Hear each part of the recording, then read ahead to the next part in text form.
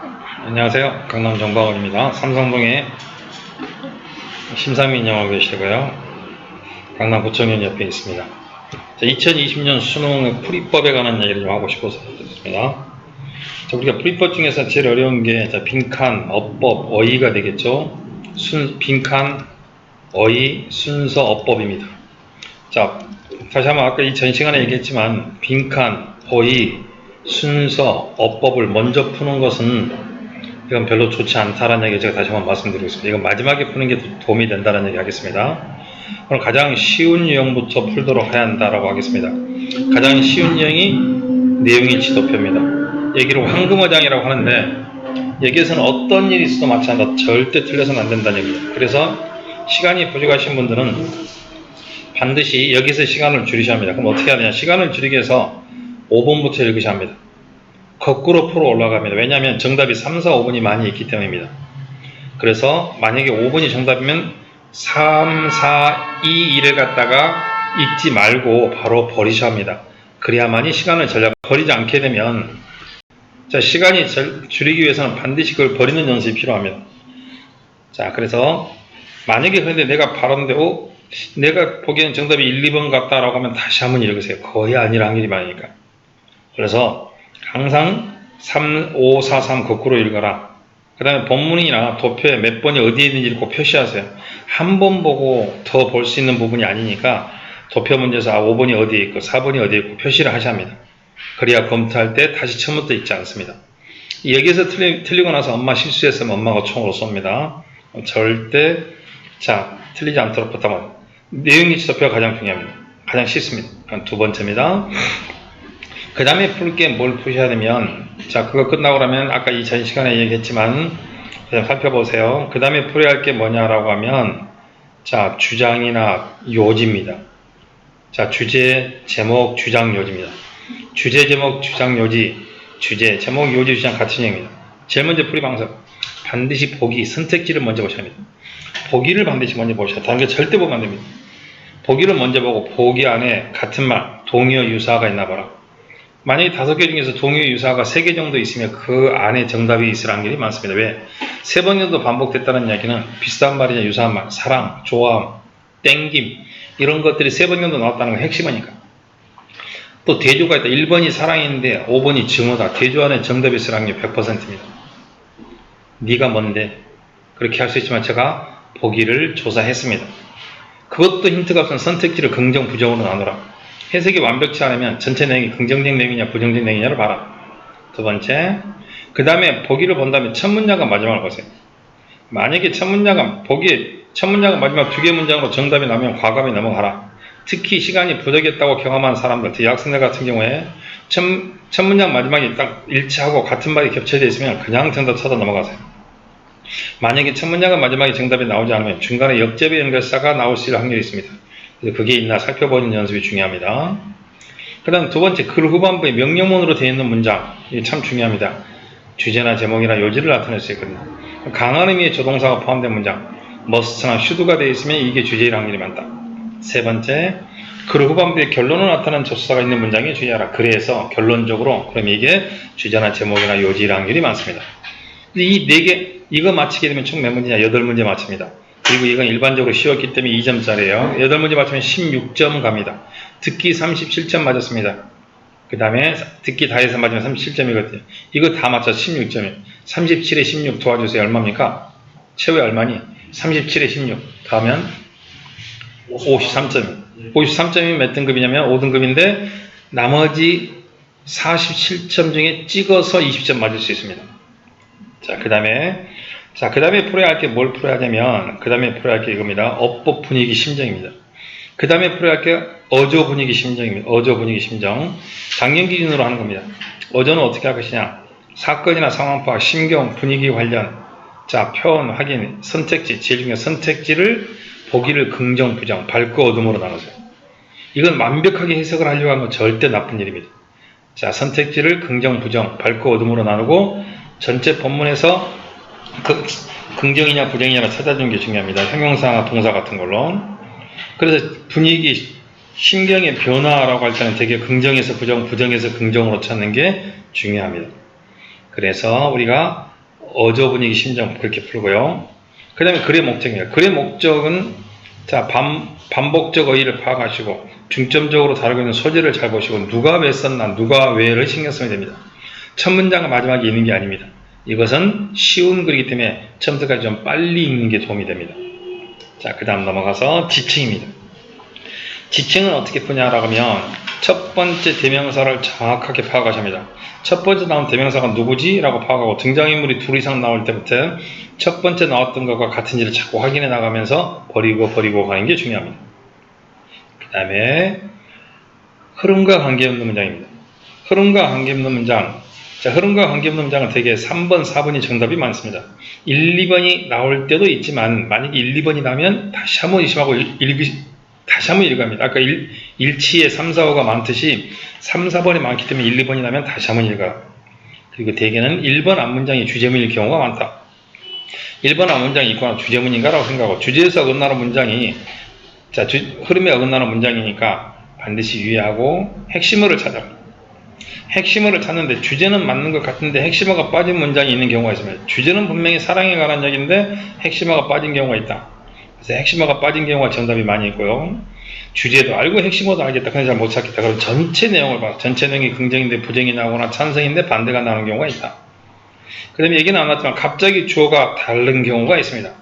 자, 내용이 거의 같을 때는 주어를 바꾸지 않는데 갑자기 주어가 바뀌는 경우가 있을 수 있습니다. 그래서 여기까지 마치게 되면 쉬운 유형으로서 4점짜리 자, 4문제에서 12문제입니다. 그래서 24점을 맞추는 경우가 되겠습니다. 그 다음에 순서를 꼭 기억하세요. 어떻게 가시면 그 다음에 가야 할 게 장문입니다. 그 다음에 가야 할 게 장문입니다. 장문, 첫 번째 장문 2입니다. 장문 2를 보게 되게 되면 순서가 나오고 지칭이 나오고 지치가 아니고 지칭입니다. 내용 일치가 나옵니다. 내용이 길다 할지라도 앞에 있는 순서보다 쉽습니다. 왜냐하면 장문이기 때문에 힌트가 많거든요.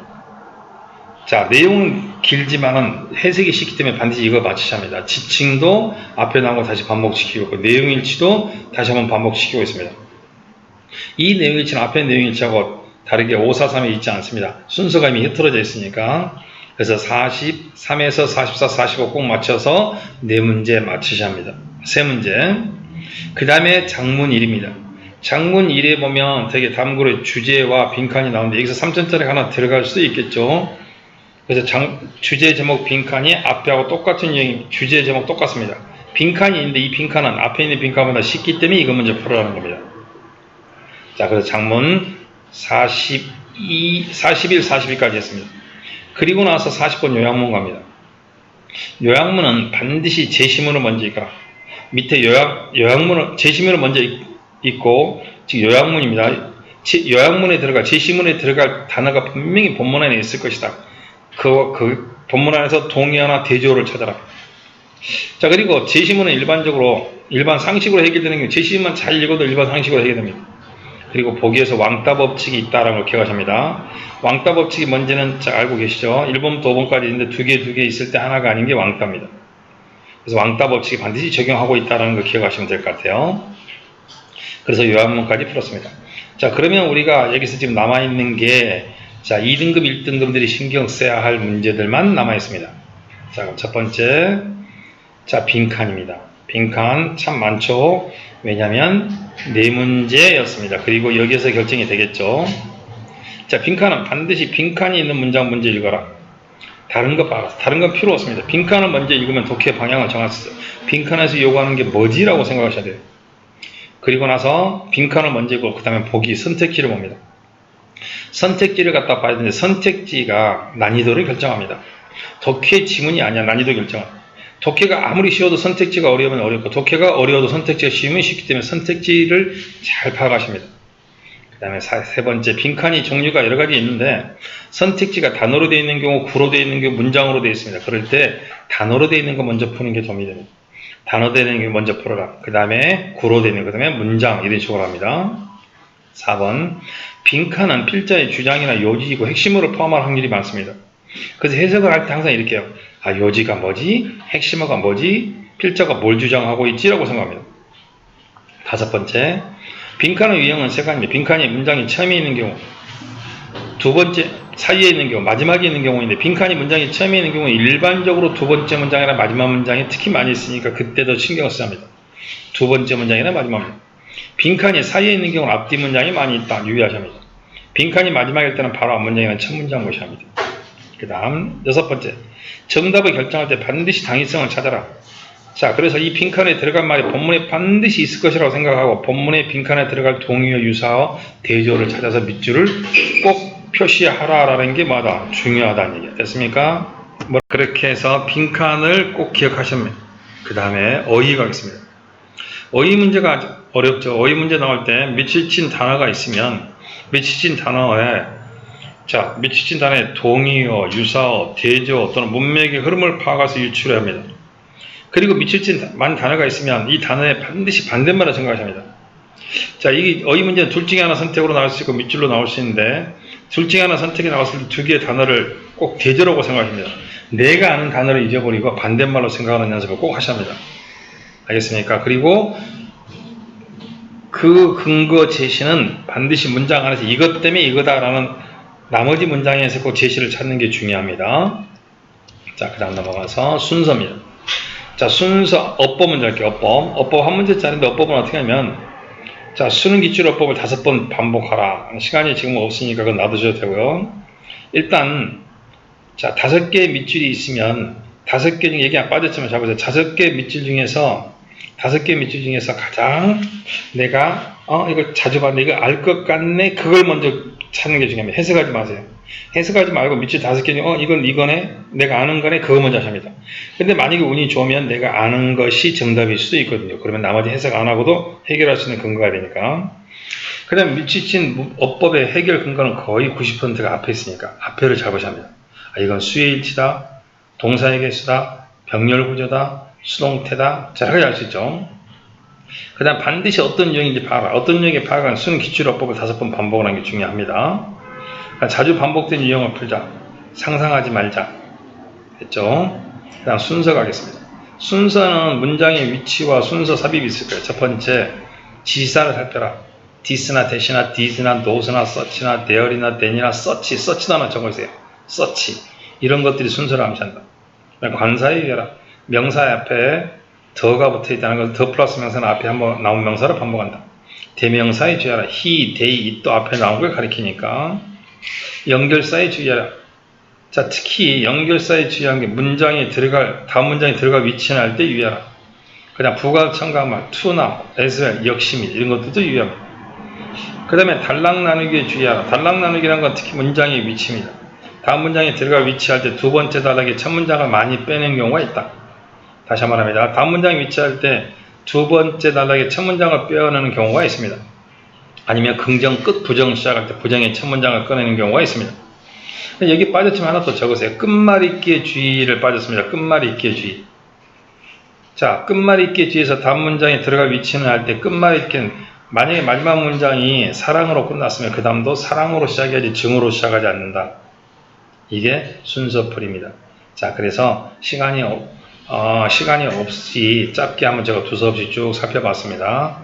다시 한번 이것을 한번 쭉 살펴보시고 한번은 여러 번 생각을 해보시고 반복을 하는 게 도움이 될 것 같습니다. 안녕.